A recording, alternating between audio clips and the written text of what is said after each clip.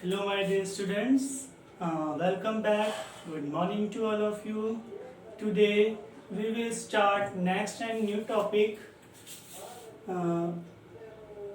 Cell representation हमने last time पढ़ा था. ठीक है. सेल रिप्रेजेंटेशन के बाद हम पढ़ेंगे आज पोटेंशियल डिफरेंस, सेल पोटेंशियल, है ना, एंड इलेक्ट्रोकेमिकल सीरीज. उससे पहले हम एक बार डिस्कस कर लेते हैं सेल रिप्रेजेंटेशन.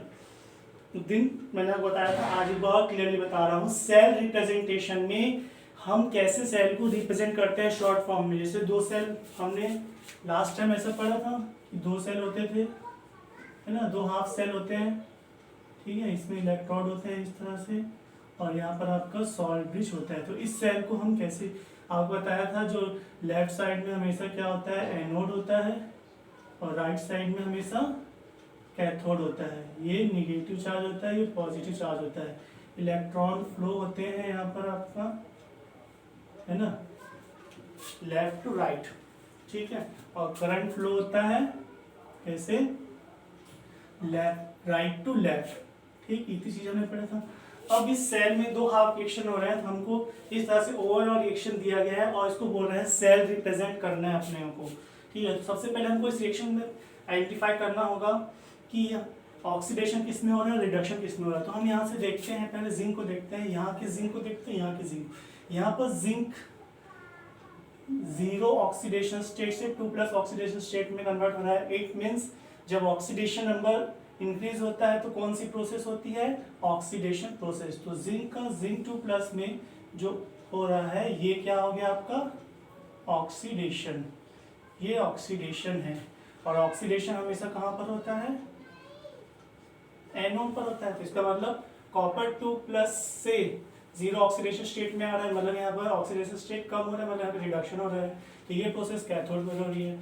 ठीक. आपको पहले ये दोनों चीज आइडेंटिफाई करना है.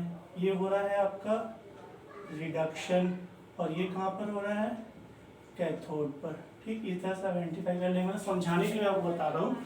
फिर हम सबसे पहले इसका सब सेल नोटेशन होता है. हम बोलते हैं कि हम इस तरह से दो लाइन खींचते हैं जो सिंबल होता है सॉल्ट ब्रिज का.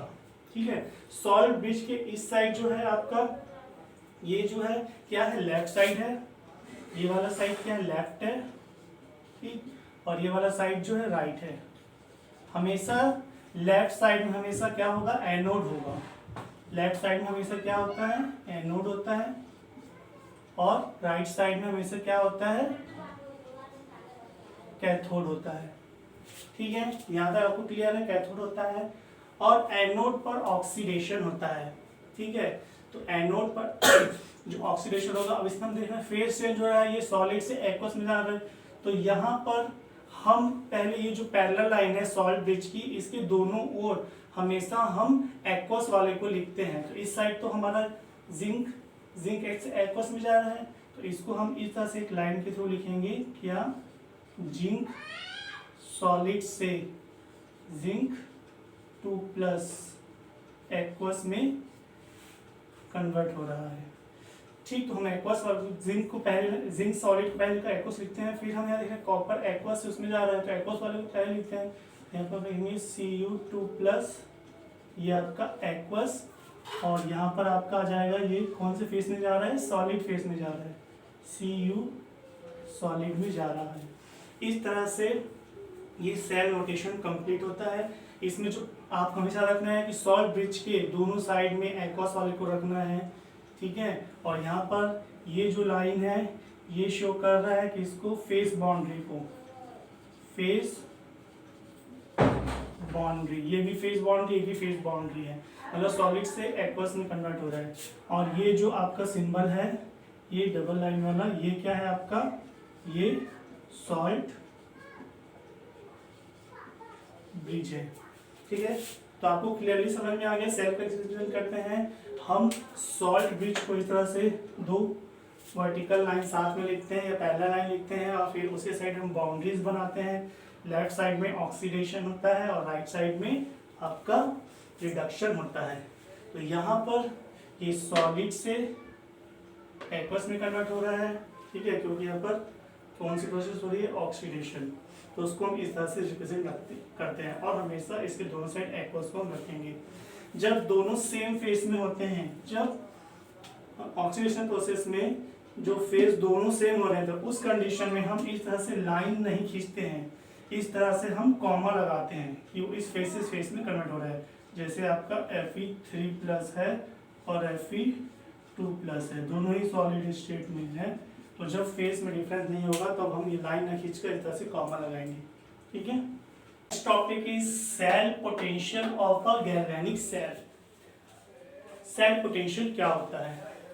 तो सेल पोटेंशियल क्या होता है उसे जानने के लिए पहले हमने ये देखा था कि दो हाफ सेल जब हम इस तरह से फॉर्म करते हैं, ये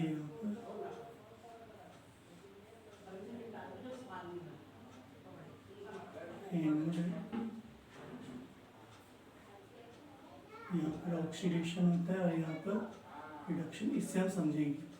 इन पीरियड क्लास 9th में भी आप पढ़ चुके हो, सॉरी 10th में आपने पढ़ा है इलेक्ट्रिक करंट वाले चैप्टर में कि जो पोटेंशियल क्रिएट होता है, जैसे दो आपके वो है, एक पे आपका यहाँ पर पॉजिटिव है टर्मिनल है, एक और एक आपका नेगेटिव टर्मिनल है, तो एक टर्मिनल से दूसरे टर्मिनल के नेगेटिव पॉजिटिव टर्मिनल के बीच क्या होता है, पोटेंशियल डिफरेंस, पोटेंशियल क्रिएट होता है। तो उन दोनों चार्जेस के या पॉइंट के बीच जो हम इलेक्ट्रॉन को मूव कराते हैं, मतलब यहाँ से वहाँ तक जो इलेक्ट्रॉन जाते हैं, ठीक है, इलेक्ट्रॉन जो मूव करेंगे यहाँ से यहाँ तक, जैसे इसमें ही है पॉजिटिव से निगेटिव की ओर, सॉरी निगेटिव से पॉजिटिव की ओर जो इलेक्ट्रॉन जाते हैं, तो उन इलेक्ट्रॉन को मूव करने के लिए केमिकल रिएक्शन में एक फोर्स लगता है, उसी फोर्स को हम इलेक्ट्रोमोटिव फोर्स बोलते हैं। सेल पोटेंशियल को इलेक्ट्रोमोटिव फोर्स भी बोलते हैं।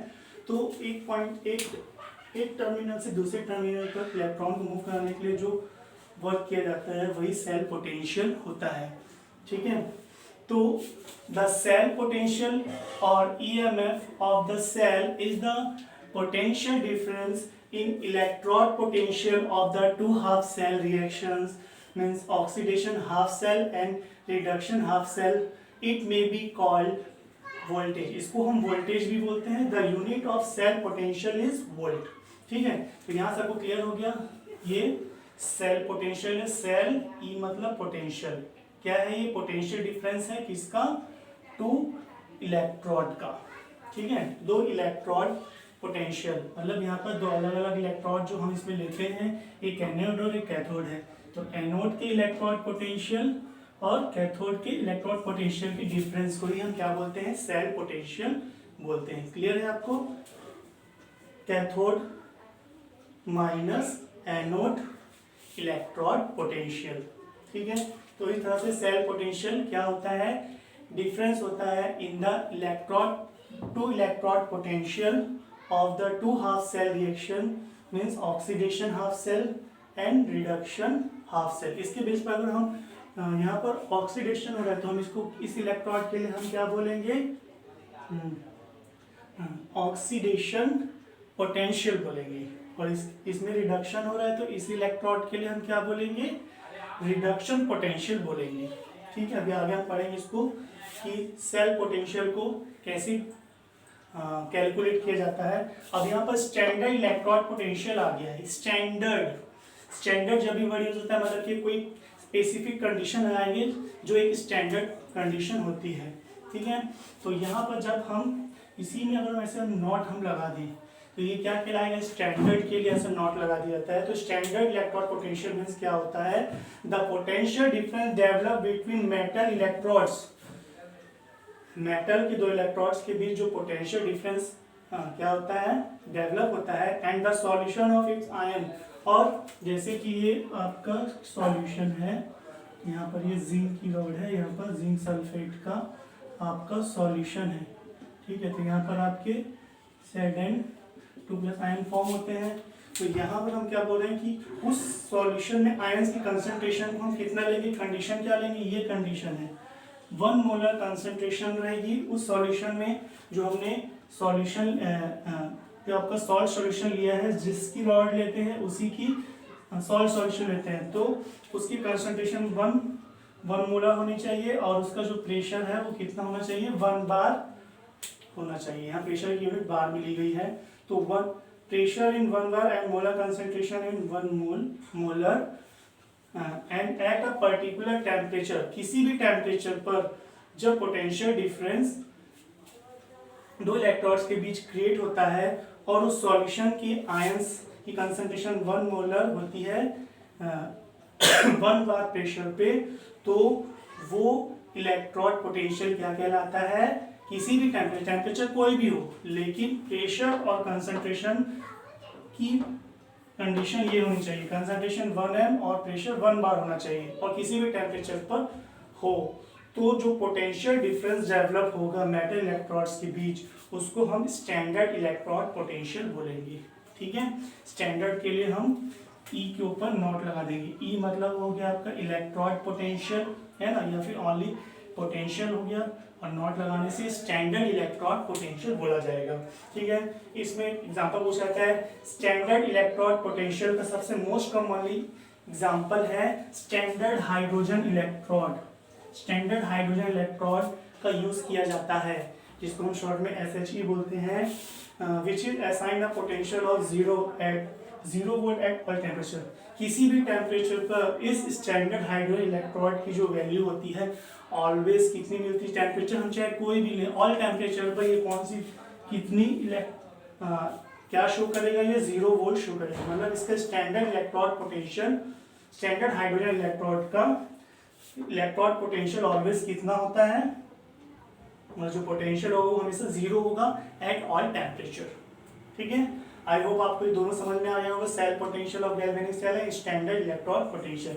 स्टैंडर्ड में ये दो कंडीशन, सॉल्यूशन जो हम ले रहे हैं उसका ये कंडीशन होगा, और उसके बीच जो इलेक्ट्रोड बीच जो पोटेंशियल डिफरेंस होगा उसी को हम स्टैंडर्ड इलेक्ट्रोड पोटेंशियल बोलते हैं। अब हम सेल पोटेंशियल को दो में डिवाइड किया गया है, ऑक्सीडेशन पोटेंशियल और पोटेंशियल दो टाइप के होते हैं, oxidation potential and reduction potential. कैसे? आपको मालूम है कि जो आपका इलेक्ट्रोकेमिकल सेल होता है उसमें दो इलेक्ट्रोड होते हैं, एक होता है आपका एनोड, दूसरा इलेक्ट्रोड होता है cathode. Because at anode oxidation is process. Anode पर कौन सी प्रोसेस होती है? ऑक्सीडेशन होता है। इसको हम एनोड पोटेंशियल तो बोलेंगे, लेकिन एनोड पर ऑक्सीडेशन हो रहा है, इसलिए इसका नाम क्या हो जाएगा? एनोड इलेक्ट्रोड पर होने वाले रिएक्शन ऑक्सीडेशन है, इसलिए इसको हम ऑक्सीडेशन पोटेंशियल बोलेंगे। इसी तरह से कैथोड इलेक्ट्रोड पर रिडक्शन होता है, इसलिए इसको हम क्या बोलते हैं? रिडक्शन पोटेंशियल बोलते हैं। ठीक है, आपको क्लियर हो गया? Electrode potential, there are two type, oxidation potential and reduction potential. The electrode potential for oxidation half reaction, oxidation half reaction के लिए इलेक्ट्रोड पोटेंशियल जो होगा उसको हम क्या बोलेंगे? Oxidation half. ऑक्सीडेशन रिएक्शन के लिए जो आपका इलेक्ट्रोड पोटेंशियल होगा उसको हम क्या बोलेंगे? Oxidation potential. And reduction potential means the electrode potential for reduction half cell reaction. यहाँ पे रिडक्शन हाफ सेल रिएक्शन होता है, तो रिडक्शन हाफ सेल रिएक्शन के लिए जो इलेक्ट्रोड पोटेंशियल होगा उसको हम क्या बोलेंगे? रिडक्शन पोटेंशियल बोलेंगे। क्लियर हो गया आपको? एनोड पर ऑक्सीडेशन होता है, इसलिए उसके लिए जो पोटेंशियल होगा उसको हम ऑक्सीडेशन पोटेंशियल बोलेंगे। कैथोड के लिए रिडक्शन होता है, इसलिए उसको हम रिडक्शन पोटेंशियल बोलेंगे। फिर यहाँ पर लिखा हुआ है tendency to get oxidise. It means यहाँ से एक चीज आपको याद रखना है, जिस भी इलेक्ट्रोड का ऑक्सीडेशन पोटेंशियल क्या होगा? ग्रेटर होगा, उसकी सेल्फ ऑक्सीडाइज होने की टेंडेंसी भी क्या होगी? ग्रेटर होगी। इस चीज को आप क्लियरली याद रखेंगे। मतलब कोई भी इलेक्ट्रोड है, जैसे मान लीजिए आपके पास 3 इलेक्ट्रोड दे दिया है, 1 2 3, ठीक है, 3 इलेक्ट्रोड है आपके पास, 1 2 3 है। इसमें से इसका इलेक्ट्रोड पोटेंशियल है 2.0, इसका 2.1, इसका 2.4 है। ठीक है, तो इन तीनों में से किसका ऑक्सीडेशन पोटेंशियल ज्यादा है? इसका है। ठीक है, तो कौन ग्रेटर होगा? ये होगा, देन 3 और देन 2। क्लियरली समझ में आ गया? जिसका ऑक्सीडेशन, जिस इलेक्ट्रोड का ऑक्सीडेटिव पोटेंशियल ज्यादा होगा उसकी सेल्फ ऑक्सीडाइज होने की टेंडेंसी भी उतनी ही ज्यादा होगी। सेम ये चीज रिडक्शन के लिए होगा, जिस सेल के लिए रिडक्शन पोटेंशियल ज्यादा होगा या जिस इलेक्ट्रोड के लिए आरपी की वैल्यू ज्यादा होगी उस इलेक्ट्रोड की सेल्फ रिड्यूस होने की टेंडेंसी भी ज्यादा होगी। ठीक है, आपको क्लियरली समझ में आ गया कि इलेक्ट्रोड पोटेंशियल में ऑक्सीडेशन पोटेंशियल जिस भी इलेक्ट्रोड का ज्यादा होगा उसकी सेल्फ ऑक्सीडाइज होने की प्रॉपर्टी भी ज्यादा होगी, उसी तरह से जिस इलेक्ट्रोड का रिडक्शन पोटेंशियल ज्यादा होगा उसके सेल्फ रिड्यूस होने की टेंडेंसी ज्यादा होगी। अब हम कैलकुलेशन ऑफ इलेक्ट्रोड पोटेंशियल देखते हैं। सबसे मोस्ट इंपॉर्टेंट है बिकॉज एट एनोड ऑक्सीडेशन होता है, हम यहाँ पर देख रहे हैं, यहाँ पर ऑक्सीडेशन हो रहा है H2 इसमें कन्वर्ट हो रहा है, जीरो ऑक्सीडेशन स्टेट से 1 ऑक्सीडेशन स्टेट में जा रहा है। ठीक है, तो यहाँ पर ऑक्सीडेशन पोटेंशियल को हम कैसे लिखेंगे ये आपको सीखना है। ऑक्सीडेशन पोटेंशियल के लिए सबसे पहले हम E लिखते हैं। ठीक, पहले E लिखेंगे, फिर यहाँ पर जो फेज चेंज हो रहा है वो गैस से इसमें जा रहा है, मतलब H जीरो वैलेंसी से किसमें जा रहा है, +1 ऑक्सीडेशन स्टेट में जा रहा है। तो इसको हम कैसे लिखेंगे, H2 / H+। ठीक, ये गैस से एक्वस में जा रहा है। तो ये ऑक्सीडेशन पोटेंशियल के लिए इस तरह से सिंबल यूज होता है। E4 पोटेंशियल, इतना पोटेंशियल हो गया, और ये जो हमने लिखा है H2 से H+ में जा रहा है, मतलब ये ऑक्सीडेशन को शो कर रहा है, तो इसको कंप्लीटली ऑक्सीडेशन पोटेंशियल बोलेंगे। फिर अंडर स्टैंडर्ड स्टेट में कुछ नहीं करना है, बस E के ऊपर नॉट लगा देना है। तो E के ऊपर हम सिर्फ नॉट लगा देंगे, बाकी इसको एज इट इज लिखेंगे H2 जो गैस से चेंज हो रहा है आयन में, क्योंकि यहाँ पर ऑक्सीडेशन हो रहा है, क्योंकि जीरो ऑक्सीडेशन स्टेट से +1 ऑक्सीडेशन स्टेट आ रहा है। बस स्टैंडर्ड में हमको यहाँ लगा देना है, और स्टैंडर्ड कंडीशन में इसको हम क्या बोलेंगे, SOP बोलेंगे, स्टैंडर्ड ऑक्सीडेशन पोटेंशियल। ये है ओनली क्या, ऑक्सीडेशन पोटेंशियल, और ये क्या है, स्टैंडर्ड ऑक्सीडेशन पोटेंशियल। क्यों, क्योंकि स्टैंडर्ड के लिए इसको अगर हम पढ़ेंगे, जीरो है मतलब कि स्टैंडर्ड हो गया, E4 पोटेंशियल हो गया, ठीक, और ये ऑक्सीडेशन हो रहा है इसलिए स्टैंडर्ड ऑक्सीडेशन पोटेंशियल हो गया। ठीक है, अब यहाँ पर हम देखते हैं कि एट कैथोड पर हमेशा रिडक्शन होता है। तो यहाँ पर रिडक्शन हो रहा है, कैसे पता चल रहा है आपको रिडक्शन हो रहा है, because in this example +1 oxidation state convert into zero oxidation state में जा रहा है। जब ऑक्सीडेशन नंबर इंक्रीज होता है तो ऑक्सीडेशन होता है, और जब ऑक्सीडेशन नंबर डिक्रीज होता है तो उसको हम क्या बोलते हैं, रिडक्शन बोलते हैं। तो यहाँ +1 से 0 में जा रहा है, तो यहाँ पर भी सेम रिडक्शन पोटेंशियल बोल रहा है। तो हमको रिडक्शन पोटेंशियल कैसे लिखेंगे, आपको बताया था पोटेंशियल के लिए हमेशा E लिखेंगे। अब यहाँ पे क्योंकि रिडक्शन में जो चीज हो रहा है, फेज जिस फेज में चेंज हो रहा है उसको हम लिख देते हैं। यहाँ पर क्या हो रहा है आपका, H+ से किसमें चेंज हो रहा है, H2 में चेंज हो रहा है, गैसियस स्टेट में है ना, एक्वस से गैसियस स्टेट में चेंज हो रहा है। तो यहाँ पर ये आपका पोटेंशियल और ये रिडक्शन प्रोसेस हो रही है, तो इसको हम क्या बोलेंगे, रिडक्शन पोटेंशियल, इस तरह से शो करेंगे। स्टैंडर्ड कंडीशन में वही E के ऊपर सिर्फ नोट लगा देंगे, E के ऊपर इस तरह से हम नोट लगा देंगे, बाकी पूरा एज इट इज लिखेंगे। ठीक है, तो इसको हम क्या बोलेंगे, स्टैंडर्ड SRP बोलेंगे। ठीक है, क्या बोलेंगे, SRP, standard reduction potential, not मतलब स्टैंडर्ड, और यहाँ पर क्योंकि रिडक्शन हो रहा है यहाँ पे पोटेंशियल हो रहा है, मतलब पोटेंशियल ऑक्सीडेशन या रिडक्शन वो आपको इस तरह से इस साइड और इस साइड जो चीज लिखा है उसको देखकर समझना है।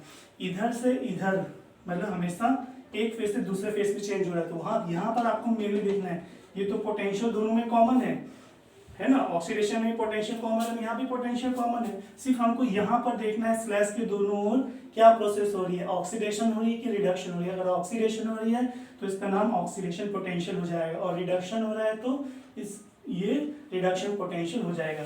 आगे आपको क्लियरली समझ में आ गया, ठीक है, कि रिडक्शन पोटेंशियल और ऑक्सीडेशन पोटेंशियल को सिंबल के फॉर्म में कैसा लिखा जाता है।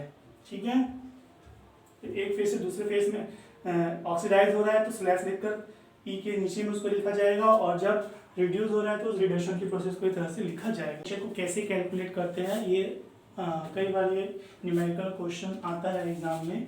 उसके लिए फार्मूला होता है आपका ये ईएमएफ, मतलब standard cell electron potential equals to E naught cathode minus E naught anode. It means standard electrode of cathode minus standard electrode of anode, मतलब कैथोड और एनोड पर होने वाले स्टैंडर्ड पोटेंशियल को हम लेते हैं। ठीक है, ये फार्मूला से आप रखेंगे, या फिर इसको हम ऐसे कर सकते हैं, ये क्या होता है right side minus left side हमेशा, मतलब कैथोड से एनोड की electrode potential, standard electrode potential को माइनस करते हैं, है ना, right hand side minus left hand side. यही फार्मूला आपको हमेशा रखना है।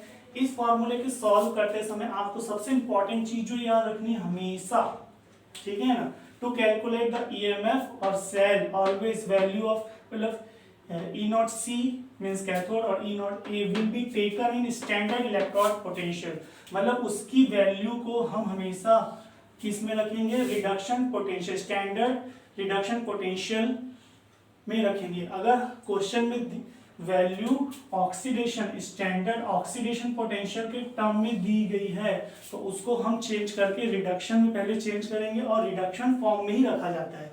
इस इक्वेशन में कैथोड इलेक्ट्रोड पर स्टैंडर्ड इलेक्ट्रोड पोटेंशियल और एनोड पर स्टैंडर्ड इलेक्ट्रोड पोटेंशियल की वैल्यू हमेशा स्टैंडर्ड रिडक्शन पोटेंशियल के ही ली जाती है। अगर हम हमारे दोनों इलेक्ट्रोड के लिए हमारी वैल्यू आपकी किस में दी गई है, स्टैंडर्ड ऑक्सीडेशन पोटेंशियल में दी गई है, तो हम उसको चेंज कर लेंगे। मतलब कि अगर स्टैंडर्ड ऑक्सीडेशन पोटेंशियल की वैल्यू ऐसा दी है +3.0 दी है, ठीक है, किसकी, स्टैंडर्ड ऑक्सीजन पोटेंशियल की, तो इसको रिडक्शन में जब हम चेंज करेंगे तो क्या हो जाएगी, ये जस्ट साइन बस चेंज हो जाता है, बाकी वैल्यू वही रहती है, तो हो जाएगा -3.0 और ये चेंज हो गया रिडक्शन पोटेंशियल में। ठीक है, और अगर मान लीजिए रिडक्शन पोटेंशियल में इसकी वैल्यू दी हुई है पहले से, तो रिडक्शन हमको चेंज करने की जरूरत नहीं है। और मान लीजिए ऑक्सीडेशन आपका ये जो स्टैंडर्ड ऑक्सीजन पोटेंशियल वैल्यू अगर यहाँ माइनस में दी हुई थी तो इसको हम चेंज करते इसमें रिडक्शन पोटेंशियल में, तो इसकी वैल्यू हम पॉजिटिव में रखते। ठीक है, मतलब हमको हमेशा स्टैंडर्ड ऑक्सीजन पोटेंशियल को स्टैंडर्ड रिडक्शन पोटेंशियल में चेंज करके ही रखना है। एक यहाँ पे एग्जाम्पल मैंने समझाया है, सपोज यहाँ पर ये जो दिया रिडक्शन पोटेंशियल दिया हुआ है, क्योंकि यहाँ पर क्या हो रहा है, चेंजेस क्या हो रहा है कि +1 ऑक्सीडेशन स्टेट से 0 ऑक्सीडेशन स्टेट आ रहा है, मतलब यहाँ पे रिडक्शन हो रहा है, तो रिडक्शन पोटेंशियल है, तो इस रिडक्शन पोटेंशियल ये जो है पूरा, इसको हम ऑक्सीडेशन टर्म में लिखेंगे तो ये चेंज आएगा, ये ए वाला इधर आ जाएगा, ये इधर आ जाएगा, और इसकी वैल्यू को हम माइनस साइन के साथ लेंगे। ठीक है, तो अगर ऑक्सीडेशन पोटेंशियल माइनस में दिया है तो उसका रिडक्शन पोटेंशियल हम पॉजिटिव ले लेंगे, और अगर पॉजिटिव में दिया है तो निगेटिव ले लेंगे। हमको इतना ही याद रखना है। जैसे यहाँ एग्जांपल दिया है, calculate the standard electrode potential of at इतने टेम्परेचर पर, या ईएमएफ, यहाँ पर रिएक्शन दिया। सबसे पहले हमको रिएक्शन से कैथोड और एनोड को पहचानना है ना, क्यों, क्योंकि हमारा फार्मूला ये लगेगा, तो कैथोड एनोड पर कौन सी रिएक्शन हो रहा है पहले हमको ये पहचानना है। तो यहाँ पर अभी सेल रिप्रेजेंटेशन तो हमको क्लियर हो गया, क्योंकि इस साइड हमेशा एनोड होता है, ठीक, और इस साइड कैथोड होता है। कभी कभी क्वेश्चन में ये सेल रिप्रेजेंटेशन में देकर इसका जो ओवरऑल रिएक्शन है वो दिया रहता है, तो उसमें भी आपको एनोड और कैथोड को पहचानना है। इसमें एनोड और कैथोड को पहचानने में दिक्कत नहीं आती, क्योंकि इस साइड हमेशा एनोड होता है, एनोड पर हमेशा ऑक्सीडेशन होता है। तो यहाँ पर आपका ऑक्सीडेशन हो रहा है और यहाँ पर क्या हो रहा है, रिडक्शन हो रहा है। यहाँ पे हमको ऑक्सीडेशन और रिडक्शन, यहाँ पे हमको मेनली एनोड और कैथोड को पहचानना है।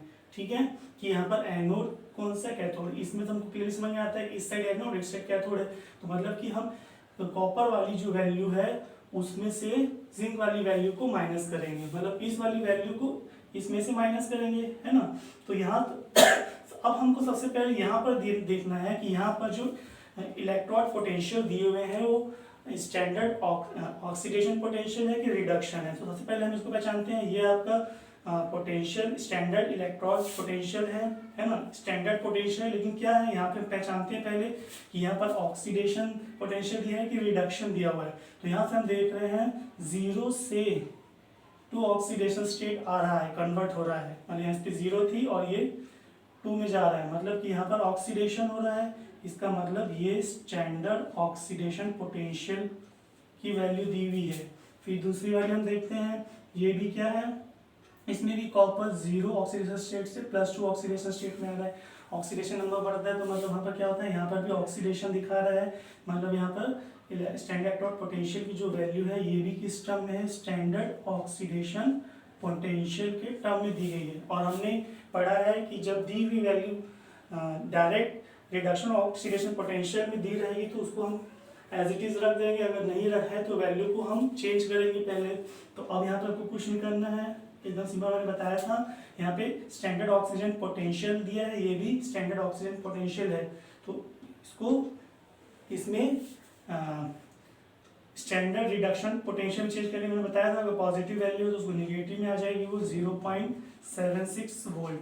मतलब हम इसकी जो वैल्यू है रिडक्शन पोटेंशियल में, स्टैंडर्ड रिडक्शन पोटेंशियल में कितनी लेंगे, -0.76 लेंगे। और इसमें क्या होगा, ये इसकी स्टैंडर्ड ऑक्सीजन पोटेंशियल कितना दिया है, माइनस में दिया है, तो अगर हमको और इसको हमको किसमें चेंज करना है, रिडक्शन में चेंज करना है, तो निगेटिव वाला पॉजिटिव हो जाएगा, तो ये हो जाएगा, ये 0.34 है, तो ये हो जाएगा 0.34 वोल्ट।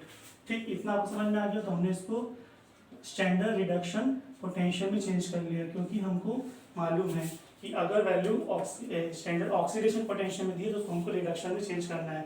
रिडक्शन बस हमको पहचानना है कि रिडक्शन पोटेंशियल में दी है तो कुछ नहीं करना है, ऑक्सीडेशन पोटेंशियल में अगर दी हुई है तो उसको हम हमेशा रिडक्शन पोटेंशियल में चेंज करेंगे। तो ऑक्सीडेशन पोटेंशियल में जो भी वैल्यू दी होगी वो अगर पॉजिटिव है तो रिडक्शन पोटेंशियल में चेंज होने पर वो नेगेटिव हो जाएगी। अगर दी हुई वैल्यू ऑक्सीजन पोटेंशियल के लिए नेगेटिव है तो वो रिडक्शन पोटेंशियल के लिए पॉजिटिव में चेंज हो जाएगी। बस हमको याद रखना है। अब यहाँ पर हमको कुछ नहीं करना है, वही वाला फार्मूला लगाना है। यहाँ पर E0 सेल है ना, और फार्मूला आप जानते हो, E cathode minus E anode, ये वाला फार्मूला लगता है। अब आपको यहाँ पर क्या करना है, अब आपको मालूम है कि इसमें से कौन सा कैथोड पर है कौन सा एनोड पर, हमने यहीं से देखा था।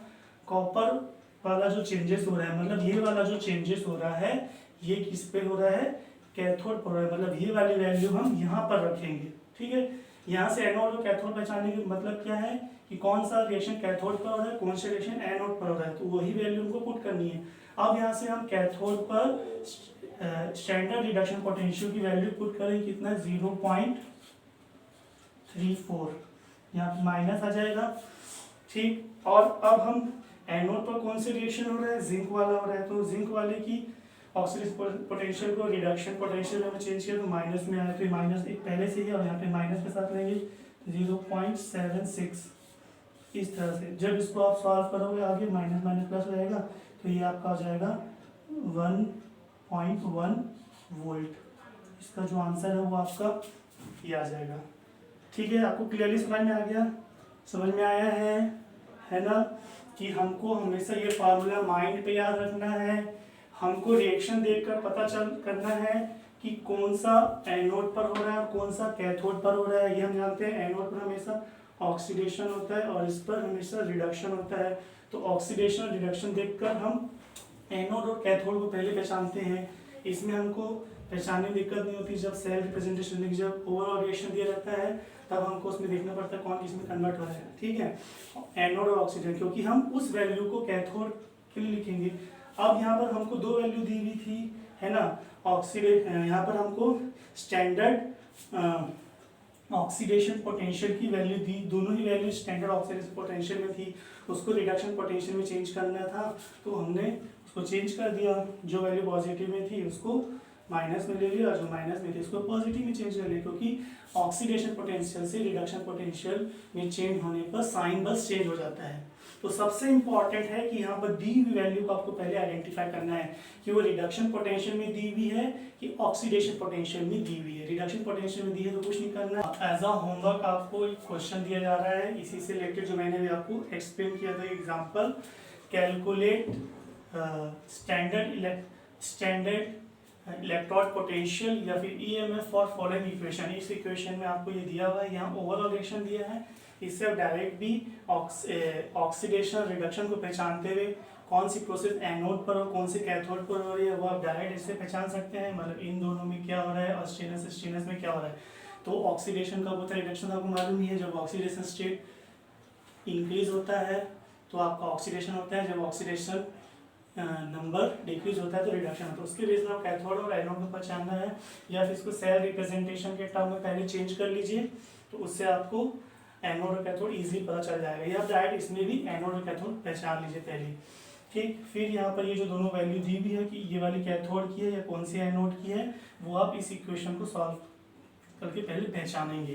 ठीक है, कि एफ आयरन वाली वैल्यू एनोड पर हो रही है कि कैथोड वाली वैल्यू स्टेनस पे हो रही है कि एनोड पर, ये आप इससे पहचानेंगे। यहाँ पर सिर्फ आपको जो वैल्यू दी हुई है स्टैंडर्ड इलेक्ट्रोड पोटेंशियल की, वो ऑक्सीडेशन पोटेंशियल दी है कि स्टैंडर्ड रिडक्शन पोटेंशियल दी है। तो यहाँ पे जो दो वैल्यू मैंने लिख दी है, वैसे तो आप यहाँ से देखकर समझेंगे, अगर यहाँ से मतलब स्लैश के उधर ऑक्सीडेशन स्टेट नंबर डिक्रीज हो रहा है तो मतलब कि रिडक्शन हो रहा है, अगर स्लैश के उधर ऑक्सीडेशन नंबर इंक्रीज हो रहा है तो क्या हो रहा है, आपका ऑक्सीडेशन हो रहा है, ऐसा हम समझते हैं। यहाँ भी आपका फर्स्ट टाइम था इसलिए मैंने आपको यहाँ पर दोनों को बता दिया कि इसमें रिडक्शन पोटेंशियल हो रहा है और इसमें ऑक्सीडेशन पोटेंशियल हो रहा है दोनों वैल्यू में।